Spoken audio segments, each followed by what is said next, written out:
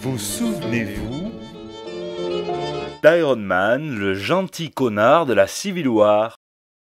Alors vous n'allez pas me croire, hein, mais avant d'être le principal supporter de la loi de recensement des surhommes, Tony Stark était l'un des premiers à s'y opposer.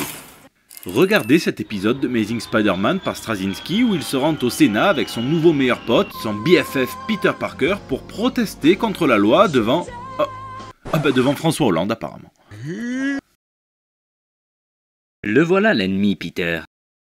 Si cet acte est voté, il fera de tous les hommes et de toutes les femmes qui ont servi ce pays en tant que patriotes mais qui ne veulent pas s'enregistrer de vulgaires criminels. Et si ça arrive, qui sait où est-ce que ça va finir? Du coup, on est en droit de se demander quelle est la vraie raison qui a poussé Iron Man à vulgairement retourner sa veste et à commettre pas mal de petits coups de pute pour arriver à ses fins. Ah oui, un des coups de pute, il en a commis, l'homme de fer, et pour en citer quelques-uns... Il piège Hulk pour l'envoyer dans l'espace sans son consentement, évidemment, hein, ça c'est dans les Illuminati. Bon, il a payé. Il clone Thor et ce clone tue Bill Foster aka Goliath. Bon, ça aussi, il l'a payé. Il pousse Peter Parker, qui d'ailleurs était complètement opposé à la loi quand Tony lui en avait parlé pour la première fois, à cette espèce de girouette arachnide, cette araignée qui vole au venge. Je me calme. À se démasquer devant tout le monde, ce qui va déclencher la série d'événements menant au coma de Tante May et au deal avec Mephisto pour annuler le mariage de Peter et Mary Jane. Bon, ça aussi il a payé, mais Joe Quesada, lui, court toujours. Puisqu'on reste dans l'araignée, il envoie 2 super vilains contrôlés par le gouvernement aux trousses de Peter lorsque celui-ci décide de changer de camp. C'est pas fiable une araignée, je vous le dis, c'est pas fiable. Mais ça, on lui pardonne parce que c'est ce qui permet au Punisher d'intervenir dans la Civil War et ça donne une splash page de ouf par Steve McNiven. Wow.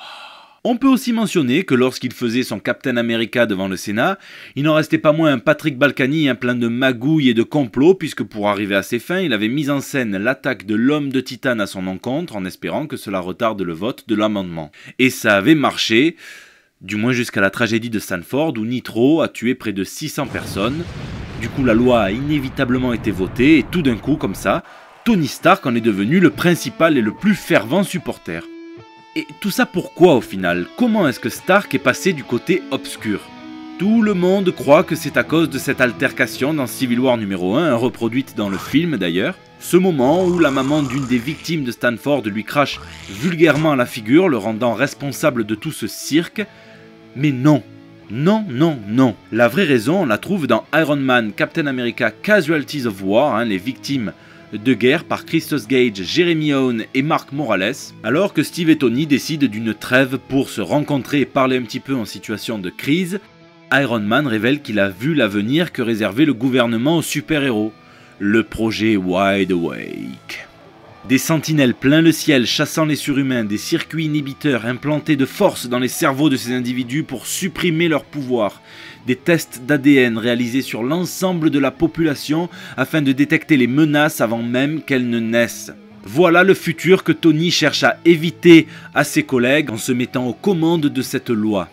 En fait, Steve et Tony seraient tous les deux d'accord sur le fond, mais pas sur la forme, le premier croyant qu'il faut lutter et résister, tandis que le second souhaite avoir un pied dans le système pour limiter la casse et rester à peu près maître de la situation. Du coup, certains pensent que ça rend la pilule plus douce à avaler et que finalement, comparé à un ciel plein de sentinelles, voter la loi et la piloter soi-même semble un bien meilleur compromis. Après, est-ce que cela justifie tous ces coups tordus et tout le sang versé? Je vous laisse me le dire dans les commentaires.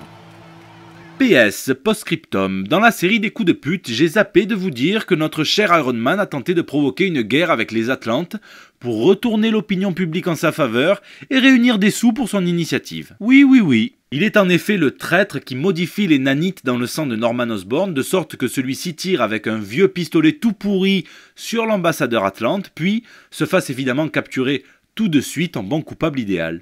Cet événement pousse Namor à réveiller ses armées alors qu'à la base il était plus intéressé pour raviver la flamme avec Susan Storm que pour guerroyer. Même si sous l'eau, je vous l'avoue, c'est galère de raviver une flamme. L'explication est donnée dans la série Civil War Frontline, offerte par Carol Denver aux journalistes Sally Floyd et Ben Urich qui s'empressent donc d'aller mettre Iron Man, Tony Stark, face à ses ignobles responsabilités. Et du coup, je sais pas vraiment ce qui est le plus foireux, le fait que Ben Urich dise clairement à Iron Man que l'article à propos de cette histoire ne sera jamais publié par respect pour ce qu'il essaie d'entreprendre, ou bien le fait qu'Iron Man se mette en mode pleurnicheuse en vulgaire position latérale de sécurité après la confrontation. Ça aussi, du coup, je vous laisse me le dire dans les commentaires. Je vous mets la liste de tous les comics qui ont été cités dans la vidéo, dans la description, et je vous dis à très vite, je vous fais un petit bisou.